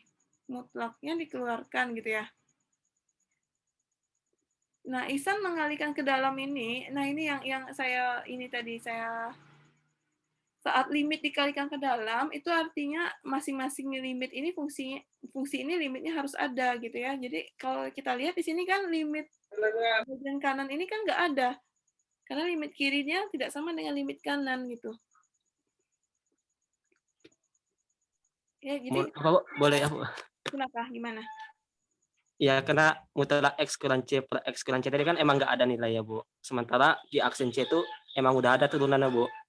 Agar G aksen C itu ada turunannya, terpaksa limit X kurang C mutlak Fx kurang Fc mutlak per X kurang C itu harus 0, Bu, gitu. Yang mana yang harus nol? Yang ini? Ah, ya, Bu. Kan ada sifat yang mutlak A per mutlak B kan itu sama dengan mutlak A per B gitu. Jadi nanti limitnya itu masuk, Bu. Mutlak limit gitu, Bu. Setahu saya gitu, Bu. Jadi ini harus nol gitu, agar nilainya ada. Iya, Bu. Karena limit mutlak X kurang C per X kurang C itu ada 2 nilai ya, Bu.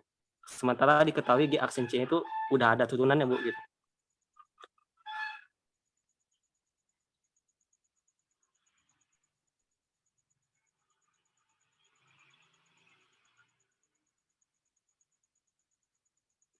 Kalau begitu jadinya 0 kali tak hingga dong. Atau 0 kali bentuk tak tentu jadinya. Jadi kalau misalkan ini 0, kemudian ini limitnya tidak ada, jadinya bentuk tak tentu. Jadi maksud saya,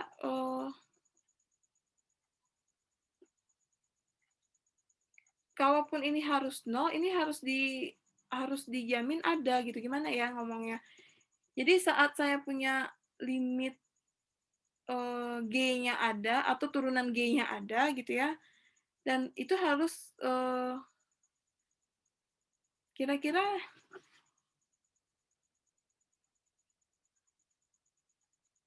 berartinya ada langkah yang nggak keliru di sini berarti untuk misalkannya.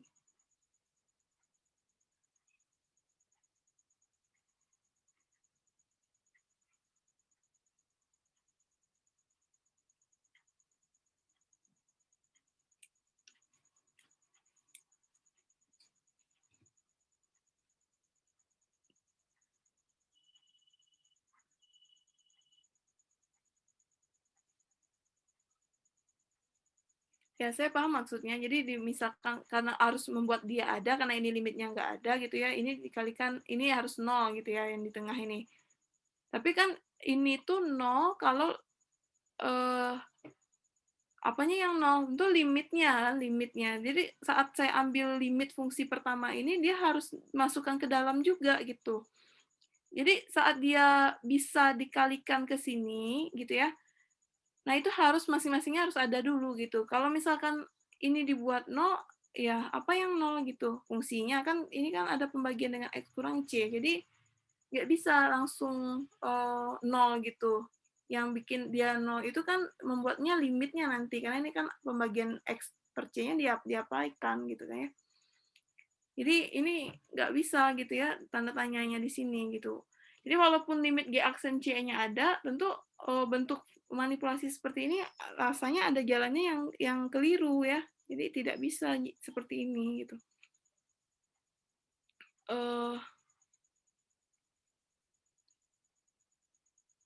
Oke, kira-kira karena GX-nya punya turunan di C ya.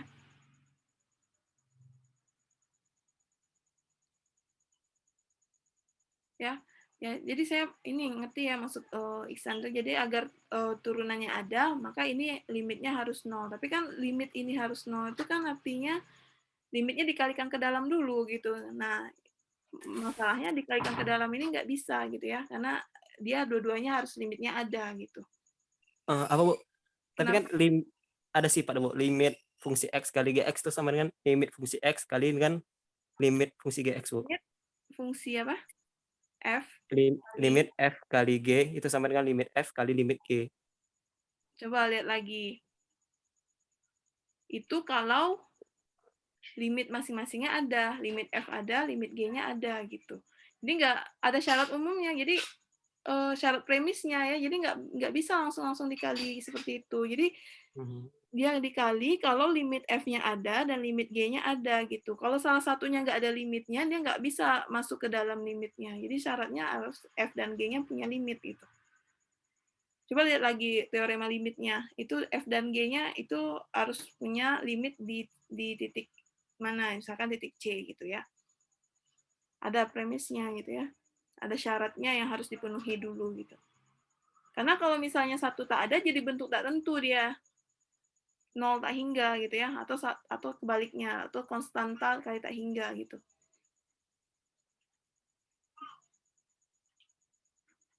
Gitu ya. Nanti saya coba ini ya, saya coba waktunya juga udah habis. Nanti saya coba tuliskan lagi ya, mungkin idenya nggak kelihatan kalau sekarang ya. Nanti saya share aja di grup ya, di grup WA.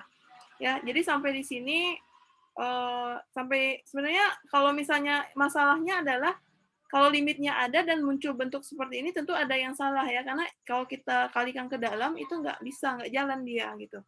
Artinya dari langkah yang kita lakukan pasti ada yang keliru gitu ya. Tapi belum kelihatan di sini apanya ya. Nah ini ada syaratnya, jadi nggak semua fungsi itu limitnya kalau dikalikan maka dia akan menjadi perkalian limit masing-masingnya. Itu kalau F dan G-nya punya limit. Kalau salah satunya nggak punya, nggak bisa dikalikan. Ya.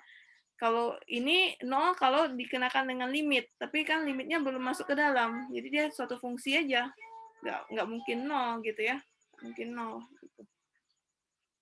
Oke ya, jadi saya utang satu ini pembahasan ini dulu ya untuk bukti yang nomor 2. Kita cukupkan dulu ya sampai di sini karena juga jam 17.44. Nanti kalau ada pertanyaan yang lainnya silakan ya di post di grup WA atau di share juga nggak apa-apa ya kalau ada ide yang lain gitu ya. Oke, kita cukupkan dulu. Saya akhiri. Assalamualaikum warahmatullahi wabarakatuh. Waalaikumsalam warahmatullahi wabarakatuh.